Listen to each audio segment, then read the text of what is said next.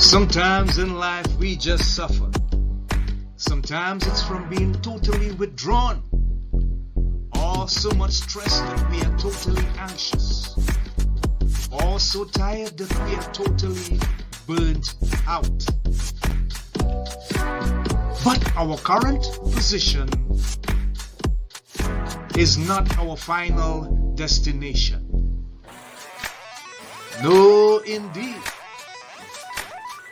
There's hope. So whether it's your personal life, your career, your relationship, your business, or your job, we say there's reason to believe again.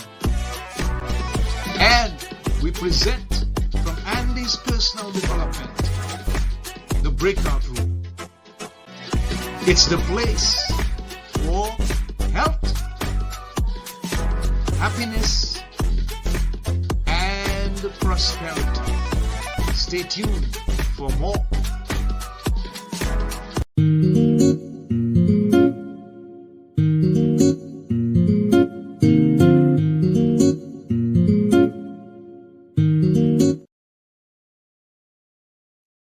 Hi, and welcome to this edition of the Breakout Room. I am your host, Handy Charles, and your partner in service and personal development and growth. Remember our three watchwords: health, happiness, and prosperity.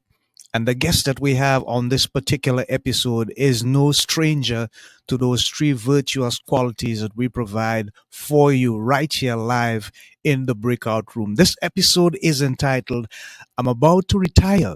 Who will I be with Elizabeth Parsons? And I'm sure for many that is a question that has so many questions behind it.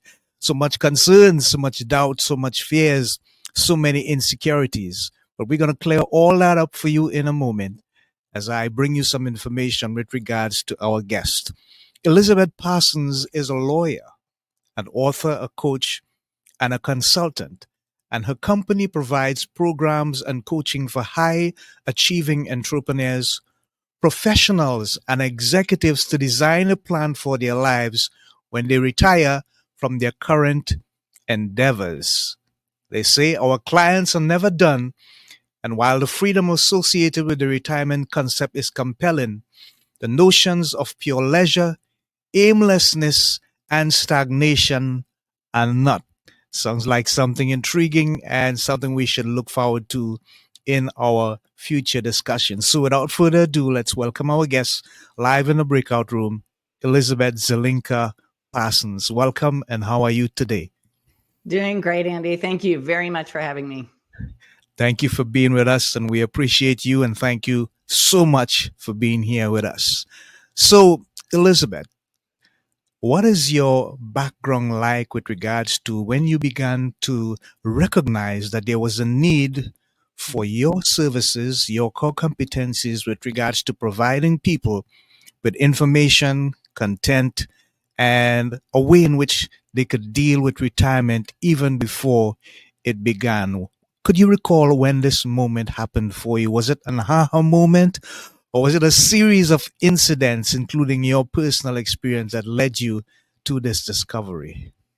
Yes, sure. I'd be happy to share it. And it is, in fact, a bit of a story because it all stemmed, of course, as things often do, from my own experience, where I sort of had my own crisis and had to figure it all out. So I was a lawyer at a big firm and was doing that for 10 years in Washington, D.C. Before I knew it, I had a family and two small kids and an 80-hour-a-week job, and I couldn't make it all work at the level I wanted to. So after, some soul searching, I decided it was time to leave that particular version of the law practice behind. I moved out west with not much of a plan in my head other than I think I've saved a little money, and I'll think of this as if I'm front-ending my retirement. Okay. I will, sort of get myself the free time I need now, borrow against my retirement, like that was some substantive concept, and get my kids raised a little bit, then I'll figure out the rest. And so the idea was, in my mind, well, if I've got some money, that kind of answers all the questions. And I think it's a placeholder a lot of working people have, which is, I'm working to save money, so one day I don't have to work. So, Yeah. Yeah. I landed in that new life and found myself utterly at sea, honestly, in a bit of a personal crisis because I had lost my identity in one fell swoop. I'd lost a lot of my, sources of positive self-regard. I'd lost my life structure. And it took me a few years to put all that back together in a new way. And, there's a little more of this story about how I started doing this professionally, but the work and the content and the things I learned that are most fundamental to the work I do now and have been doing for 15 years came from that personal crisis. Yeah, wonderful. Thank you for sharing with us, Elizabeth. We appreciate that information. We look at the future, most of us, and sometimes, even though we can't see exactly what tomorrow looks like, we have ideas, we have concepts.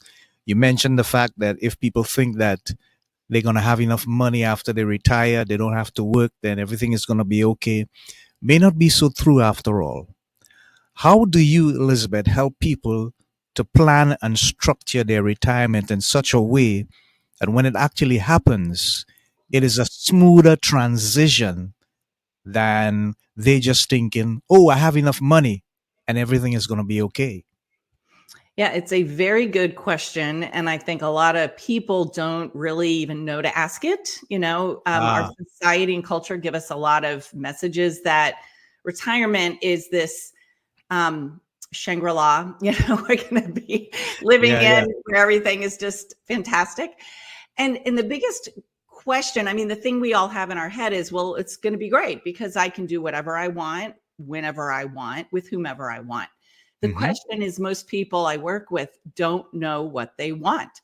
I mean, they've been Wow. working so hard, often for decades, in service of really wonderful things and people and problems to solve and all the rest. But what they are is fantastic reactors, right, to problems and to the content that comes at them all day long through sometimes hundreds or thousands of emails a day and all that.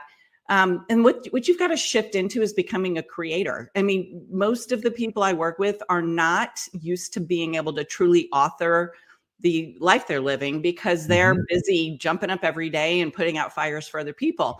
So what we do in its most fundamental level is provide a really structured framework and facilitation to guide people through a whole series of questions that often have to do with telling us lots of stories, but so we can get underneath of what they do really want. What have they been doing this all for? What is the sort of life experience they want to live? What are the components of their identity, that are going to make sense in this future life that they're going to sort of craft and build? What do they want to leave behind? How do they repurpose or reinvent all the skills and talents and experiences they have, into new and meaningful ways to be engaged? Because Yeah. a life of pure leisure, honestly, it's not that interesting after a while. It needs to exist in tension, if you will, with engagement, even if you don't call Right. it work, right? So we really help people start to plan that, even if it's going to be iterative over time. You need a starting point. A blank canvas, just a huge void, is very intimidating, for most of the people we work with. Right. I get that. I get that.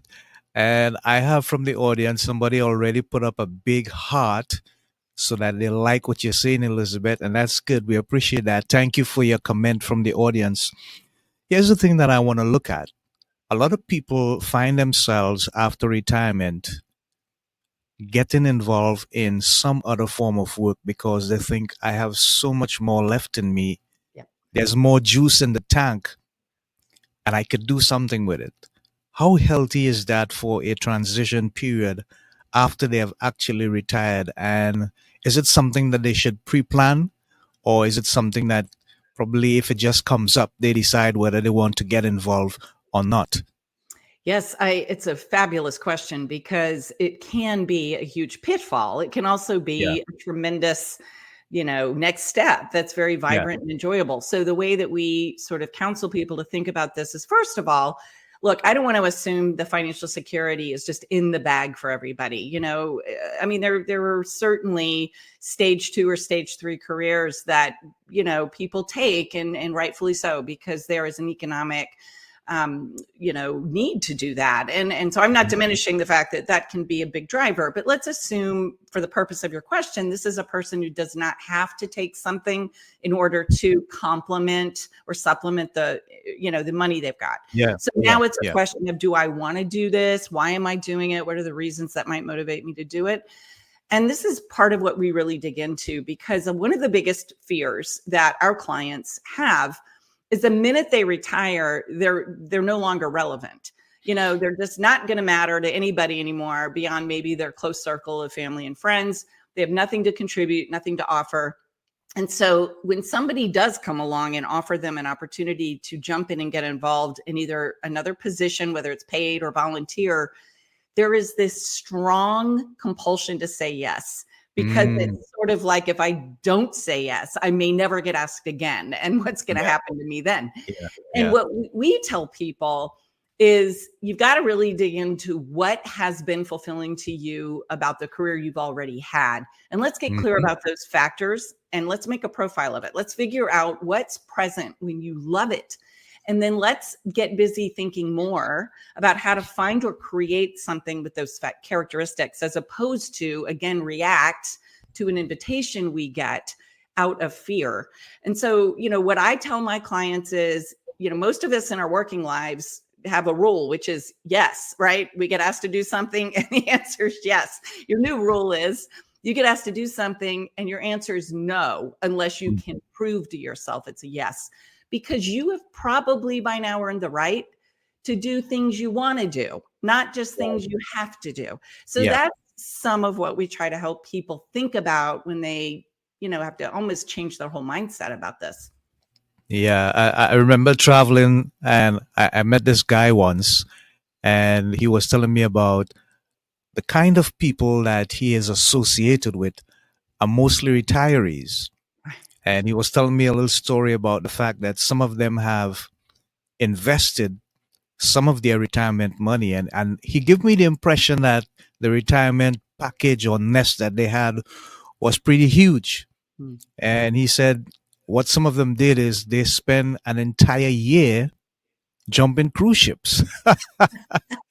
And he said, it's kind of scary because you're on the ship, you're going wherever it goes from port to port, and it's like a city. Everything is there. You want to shop, it's on the ship. You want to get a show, cinema, whatever, it's on the ship. 3 square meals a day. Whenever they stop somewhere, you go on an excursion or you go on an outdoor um, meeting or something. And he said at the end of the day, he just don't think that he could do something like that.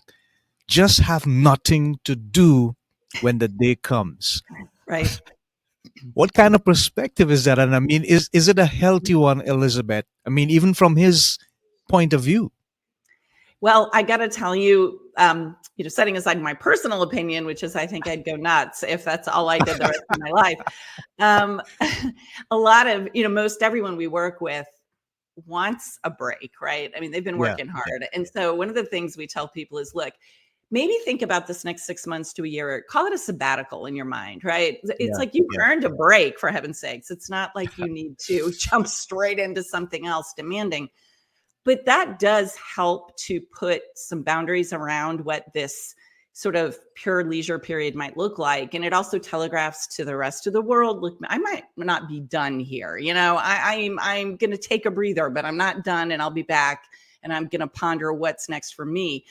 And I think it's not that it's unhealthy. You don't want a lot of leisure in your life, or to feel that you've earned it. But what I do think I've learned from working with hundreds of people making this change is that we human beings sort of need to feel on purpose in some way. We need to feel like Hmm. we're working toward worthy goals. Like, that's part of what gives us life and meaning and Yeah. makes us want to be here. And so I do think it's really, really crucial eventually to discover for yourself, what are the worthy goals that I'm still going to work on? And what are the things that are still going to stretch me forward? And probably, just pure entertainment or leisure and fun will fail eventually, I think, for most people to fulfill those needs. That's what we certainly see. And I think we all have stories in our backgrounds of people who retired and kind of went right off a cliff, because my father did, as an example, but they just didn't have those important, purposeful things to focus on. And that they didn't really probably realize how much that fueled them in life. Yeah. Wow. So there you have it, folks. We've been listening to Elizabeth Zelinka Parsons live in the breakout room. This episode entitled, I'm About to Retire. Who will I be? And she has cleared up even some of those questions that we have to ask at that point in time in our lives by giving her expertise and sharing part of her personal experience. We'll give Elizabeth a time to breathe now for a few seconds as we take a break from one of our associates. FindRadioGuest.com, the place to show yourself, your profile, where you can get other people inviting you to become guests on their podcast, or you can invite other people as guests to become on your podcast, as well as use the opportunity to promote your books and the services that you have. And from time to time, they give you a bump and send you flying all over the social media handles and platforms that are out there. So let's take a break. We'll be right back shortly in just under 30 seconds. FindRadioGuest.com, the place to click to find guests to interview for free. And if you're a radio show booker, podcaster, talk show host, or television producer, then this is the place to get podcasts and radio interviews or promote your books and products as a guest expert sponsor. FindRadioGuest.com. Check it out. Right, there you have it. So, wow, I see another thumbs up and a like in the comments column from our audience. We appreciate your comments and we appreciate your support of Elizabeth Parsons on the program, as it is entitled, I'm About to Retire. Who will I be? Glad to know that we are making connection with someone out there. We appreciate you and your connection to the show. So, Elizabeth, I just want to delve into the book now for a moment that you have written. And I'm going to bring up something on the screen, which, of course, is the front page. And the book is entitled Anchor, a High Achiever's Guide to Thriving in Retirement. How did you come to the conclusion to write the book, and what is the main message you want people to get from the publication? Yes. So I really, like I guess anyone who's written a book, I feel like it was 10 years in the making, even though I really only started the book project with any actual focus probably now 2 years ago. Mm-hmm. But what prompted me to do that was the number of times that, when I was asked what I did professionally and started to describe the work, people would literally say to me, oh, I have 10 people who need to talk to you. I know all these people. My parents need to talk to you, or my brother-in-law needs to talk to you, or all these people who they're about to retire and they're terrified, or they are retired and they hate it, or, I retired young or sold my business and I have no idea what to do with myself now. And it was such an interesting theme every single time I raised it. So it occurred to me that there was probably a way that I could start to put a lot of, the core lessons and even the core frameworks forward to a much broader audience through a book. And of course, even writing the book sharpens your thinking and helps you think more deeply about what you've learned, working in this space. So that was really the goal of it, was to begin to share what I've learned and what my clients have learned and taught me as well about this inflection point with just a much broader group of people, hoping maybe, it would inspire some people to think slightly more expansively about what they could do in this next chapter.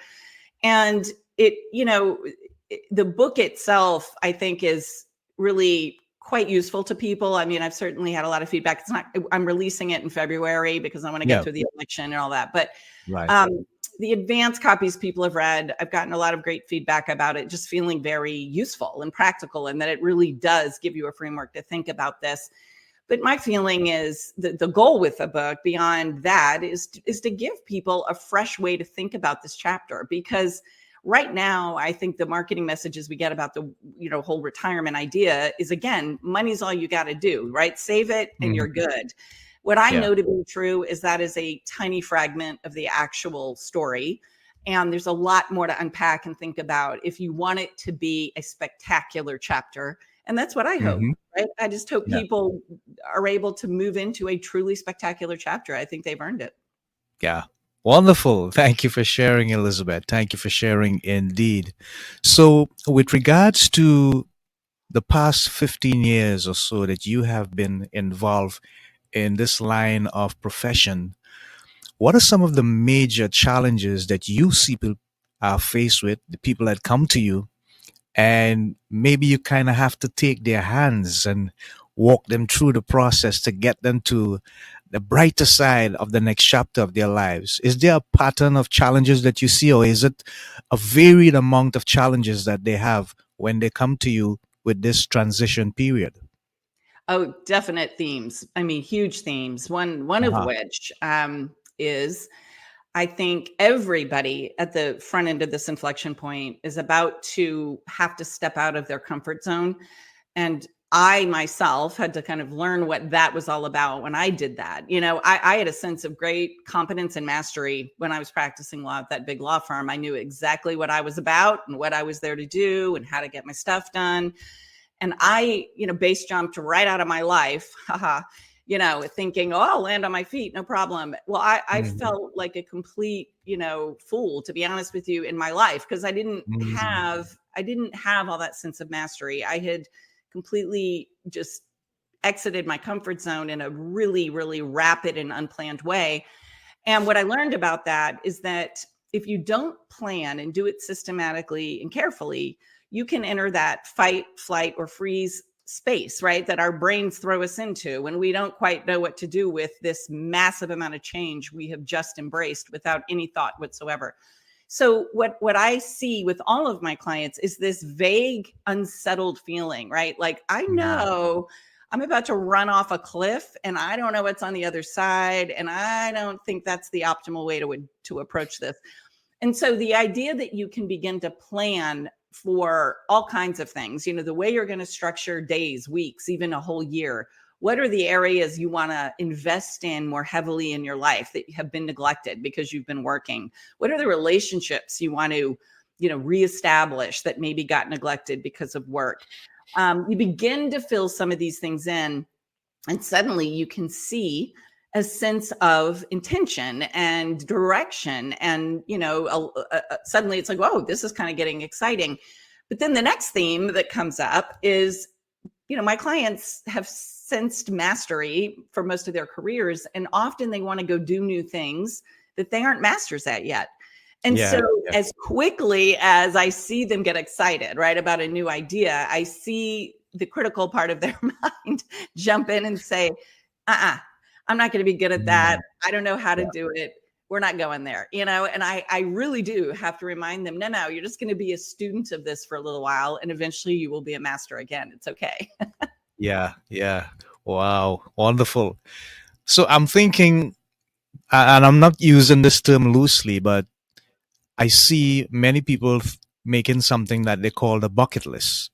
Mm. I even remember the movie with Morgan Freeman and some other persons where they had these guys who had retired, and each of them had a similar bucket list, and they all end up doing the same thing at the same time.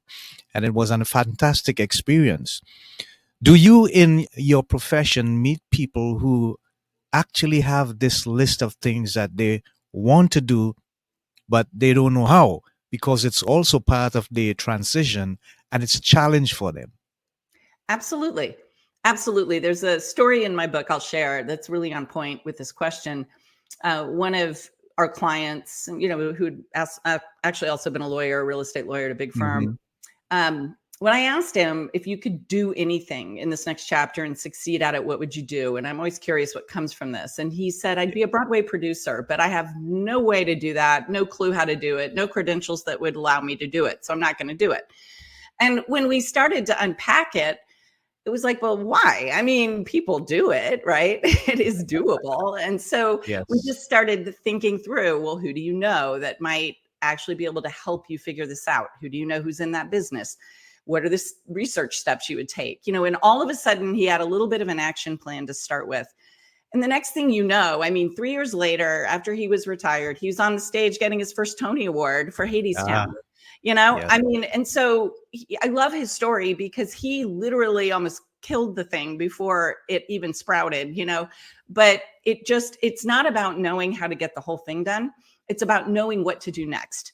That's all it is. It's all it ever is what do you do next? And then once you figure that out, do the thing that comes next. And then you're going to keep being able to figure that out until you decide either, I actually don't want to do this, or this is so much fun, and I can't help myself. I'm going to do it. And that's Yeah. what I like to see. You can tell when somebody's, hooked on a real dream they want to do. Yeah. It reminds me of something I saw when I was doing some research, and I was looking at the Black Panther Mhm. sequel, Mhm. and it spoke about an 89-year-old woman who made her acting debut in that sequel at 89 years of age. I mean, who would have thought, right? Love And it. so it brings me to the place where what you're just saying is that you have to start somewhere, right? I mean, don't just blow the whole idea away. And I can imagine what challenges she may have faced, but the thing about it is that the role was so amenable to her Right. own natural personality that she just fit right in. Right. Why do people, Elizabeth, actually give up and think, nah, it's not going to happen? I'm too old. I'm washed up. Too many miles on the body. Look at that. 89 years old. And she made her acting debut. How do we get them to switch that mindset? Yeah, I mean, I love that story. Those are my favorite stories in the world because to me, look, as long as you're, on this side of the ground, you're alive and you're here to live. And, Yeah. to me, the first mindset you've got to get rid of is this success mindset, right? Like you've just got to leave it because when you're in working life, you get all of these feedback loops like money or bonuses or reviews or your clients are happy. Get all these external feedback loops that tell you whether you're doing a good job or you're not doing a good job. And for most of us, when we get to a place called retirement, we're so used to that we think we still need that in order to validate our actions and the things we're working on. And you really got to set that thing down and just ask yourself different questions. Is what I'm doing interesting? Is it stretching me? Am I learning something new? Am I maybe helping other people? But it's all about your satisfaction with the way you're spending your time and your energy. It's not really about anybody else anymore. And I think if you can make that one shift, you have a completely different report card for yourself. And even just, am I having fun? I mean, why is that not a good measure? And Yeah. so again, and I'm talking about people, who really don't need to go out and find some way to supplement income. And they're thinking about, if I could do anything and have a spectacular, decade or 2 decades or 3 decades, what are these new things I want to do? And go for it. Why wouldn't you? You've checked the success box, leave that behind. It's very freeing. But it's a process, you don't just flip a switch. Yeah, because we are not machines, we are human beings, and we have to Right. deal with all the emotions and the ecosystems around us. There are three names that came to my mind as you were speaking. The first one is Mick Jagger of the Rolling Stones. The second one is Warren Buffett. Yep. And the third one is Larry King. And I'm thinking, these guys don't seem to have retirement anywhere near in their future, Right. but they're not exactly spring chickens. Is it difficult sometimes for some people to realize, hey, enough is enough? I need to switch. Are there some people who just can't retire no matter what happens? Yes, you've raised a really interesting point, and I think it comes up more in organizational contexts where you've got people who still love what they do; they're still good at it, but for whatever the reasons are, market conditions or culture of the organization, they are going to be asked to do what is the right thing for that organization and move on earlier than they might otherwise choose. And I will just say that Yeah. that's happening, more and more Hmm. in various professions. And it is about opening seats of opportunity for younger people. And, we get that. I mean, that's part of what you have to do sometimes. But I think this transition is toughest for those people because in their minds, they're nowhere near done, and I increasingly work with people who are in their mid 50s facing this. And that's why the work we do has got an even stronger imperative behind it, because you are sure not done at 55. I mean, I'm sorry, you've got a lot of gas in the tank. So it really important for those people to realize that they can build a new, vibrant, interesting, challenging future, probably leveraging a lot of what they've already done in their career, but just putting it forward in new, fresh, interesting ways. But that takes work, right? It takes Yeah. Yeah. intellectual work, it takes emotional work, it takes thought. And I think for a lot of people, it's hard to get out of your own head and do this without some sort of facilitated help. So, whether it's us or the book or somebody else who does this work, I think it can be incredibly helpful just to have somebody help you get out of your own head about it. But yeah, it Mm. comes up all the time. Yeah. Yeah. Wow. Thank you for sharing, Elizabeth. We appreciate you and the information. So, you've been listening to Elizabeth Zelinka Parsons as she tells us about the challenges that people face with retirement.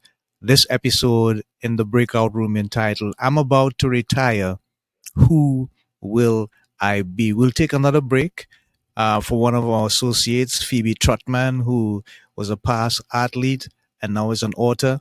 And she's going to help us advertise for our follow up podcast this evening entitled Breaking Out of Depression at 6:30 Eastern Standard Time. That episode will begin. So we'll be back in about 1 minute or so. Stand by. Hi, friends. Phoebe Trotman here. I wanted to just thank Andy, Charles, and the team for what they're doing with their broadcast. One of the things that stood out to me is that they truly care. They are there every single Tuesday at 6:30 p.m. Atlantic Standard Time, sharing what they have gone through, their experiences. They have guests who have gone through real challenges, and those guests are sharing what they've done to push through those challenges. But one of the things the reason I want to encourage you to tune in is because it helps you realize you're not alone. There is a community of people who care. There are people out there who've gone through challenges and they're sharing what they did to push through. And so it's a show of hope. It's a show of encouragement. It's also a show where you can learn. You can learn a tip or two to help you along your journey. So I encourage you again, tune in every single Tuesday at 6:30 p.m. Atlantic Standard Time. They have a great lineup of guests. They themselves, they share their experiences, and I know it will help you through your journey. So I wanted to wish you continued success, good health, and many blessings in 2024 and beyond.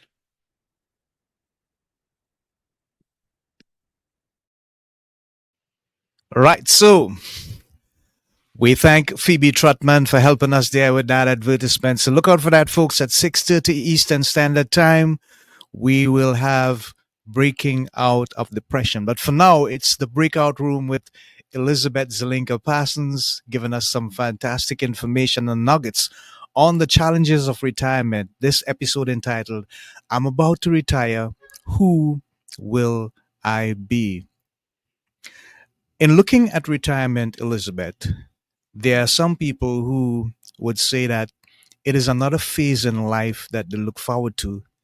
And there are some people who say, nah, I'm not really looking forward to it. And there's this contrasting opinions or differences of opinions that they have.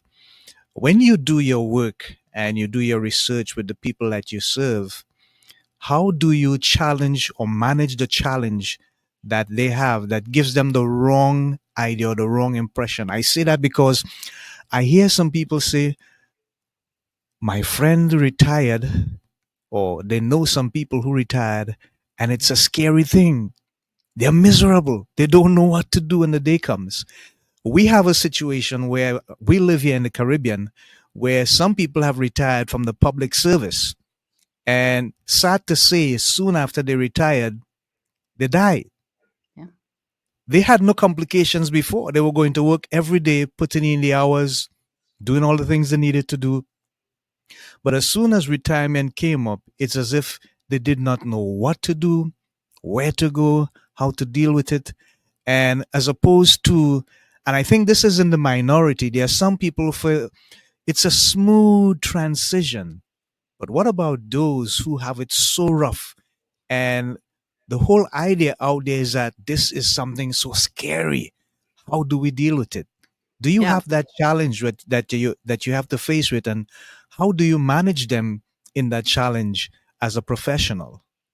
Yes, absolutely. I'd say a good percentage of the people that choose to work with us are coping with that very concern. Yeah. They've either seen really bad role models, or the image they have of retirement in their own mind doesn't fit with who they think they are. They're like, I'm not a Yeah. retiree. I'm not going to sit on my porch all day.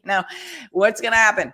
And so one of the things, funny enough, that comes up a lot is that people say, can we just not use the word retirement? And I laugh because I know it's a terrible word, actually.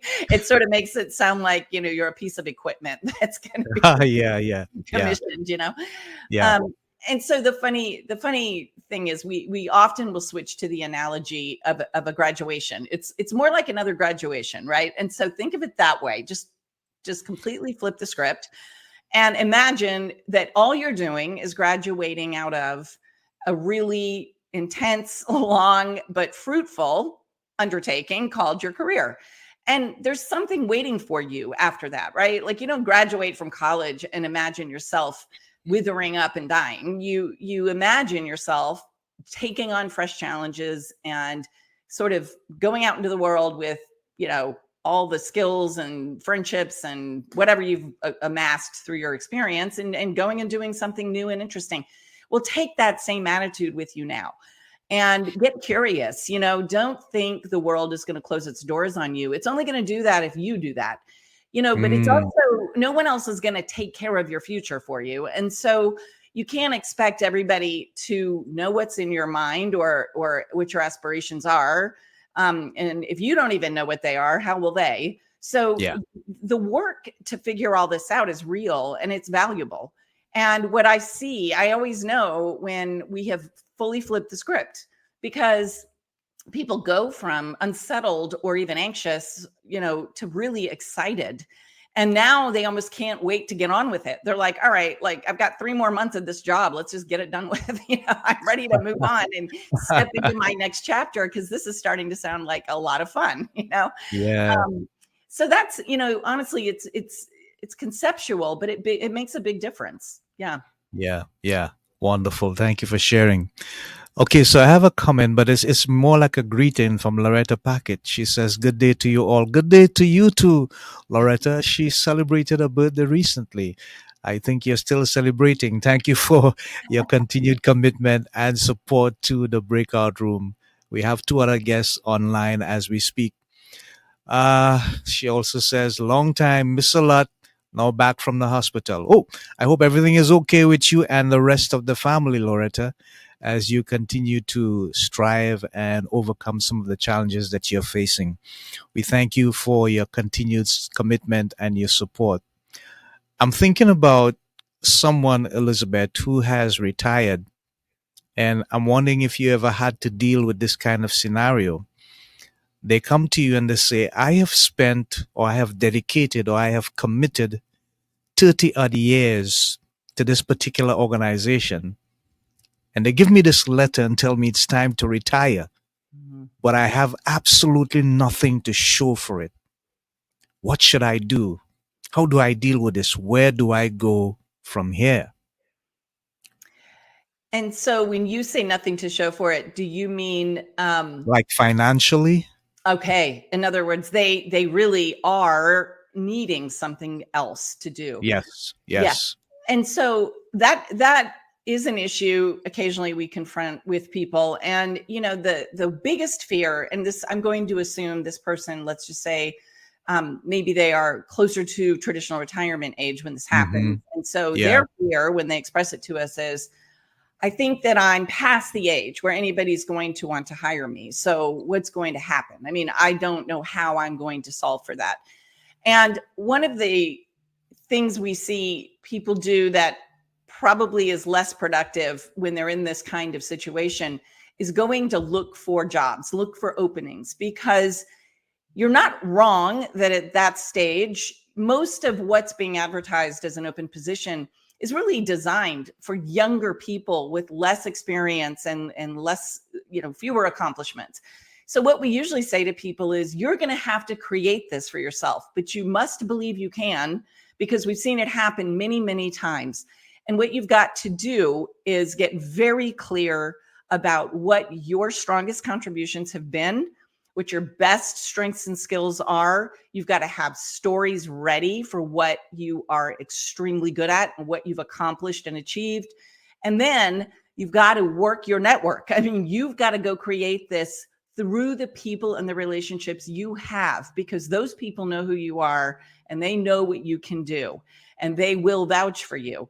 And rather than beat your head against the wall, sending applications and resumes to online positions, you need to be out there meeting with people, talking about what you want and what you can do. And that's when we see things happen, especially for people who are more experienced, because the open positions are not a fit for them. And it can feel demoralizing, and you can lose your confidence very quickly if you send 20 resumes out and get not a single bite. I mean, suddenly you're in a doom spiral. Whereas if you're out having conversations, talking with people and asking them, what advice do you have for me and who else should I talk to? Before you know it, you will be speaking to somebody who says, I know somebody who's got to talk to you. I know somebody who needs you. That's how these things happen. It's our very, very best strategy, and it really does work. Yeah, great, wonderful. So Loretta has a special greeting for you. She says, "Good day to you, Elizabeth." Okay, get me jealous here. No, I'm just kidding. I'm just kidding. Thank you, Loretta. I'm sure Elizabeth appreciates that. What is the basic? Oh, she's following up on what you're saying. Yeah, So true. Face to face applications, it's important. Yeah, very. yeah, yeah. That human interaction makes a big difference. Wow. What is your basic philosophy in life, Elizabeth? Is it um, tempered by religion? Is it by morals? Is it by ethics? Is it Plato, Socrates, Gandhi thing, Nelson Mandela? Uh, how do you develop your philosophy for life? What is the catalyst that helps you make decisions about stuff like that? Oh, I love that question. Well, I think I consider myself a pretty spiritual person, but I'm Uh-huh. also very open-minded, because I think everybody's spirituality has a place, and it's all sort of ties back to something real. Yeah. So I guess what I'd say is I think we live in a universe that's motivated by love, and we're all connected in some way. And if we were all out there really hoping the best for each other, the world would be a much better place. But I try to do that and genuinely hope the best for everybody else out there, and believe truly, that somebody else's good fortune somehow adds to the overall good fortune that we all experience, and particularly when it's good fortune motivated by love.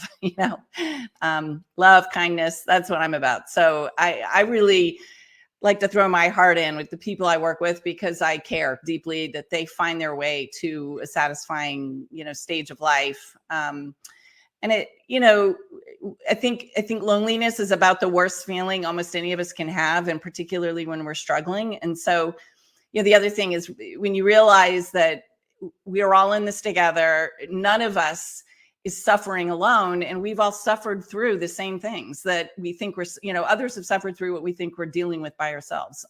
There's just sort of nothing like unburdening yourself and saying it like it is, which is, I don't know what to do right now. I'm lost. I'm scared. I feel, like I've lost my confidence. How do I get help?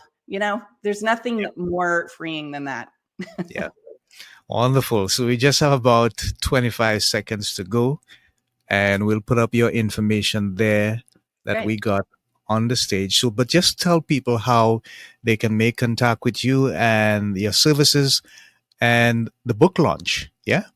Yeah, thank you. Sure. Well, probably the best place to find me is LinkedIn. You'll search Elizabeth Zelinka Parsons and you'll find me instantly. You are welcome to connect with me there. All of my companies are showcased there. The book will be coming out in February, but I do have advanced purchase links that will be on my website author page at oncoraco.com. And of course, I would be honored and consider it a real privilege if anybody's interested in taking a look at the book. You can certainly get 2 free chapters there too. Ah, wonderful, wonderful, wonderful, wonderful indeed. Thank you for sharing, Elizabeth. And thank you for being such an engaging and wonderful guest, giving so much quality to our people with regards to the services that you offer. We're about to wrap up on this episode of the Breakout Room, rather, and I'm about to retire. Who will I be with? Elizabeth Parsons. Until next time, folks, this is Andy of Andy's Personal Development, together with my guest, Elizabeth Zelinka Parsons, saying so long, Godspeed, God bless, and choose to reach out to Elizabeth should you have the challenge of thinking about what will happen when you're about to retire. Okay? We see you next time. Stay safe, stay blessed, and Godspeed to all of you. Bye for now. Thank you.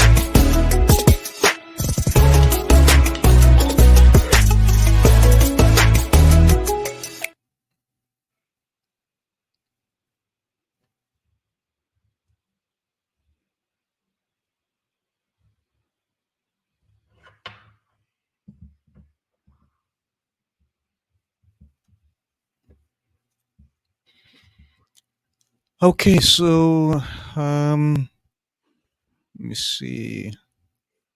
I think that's about it. I'm going to end this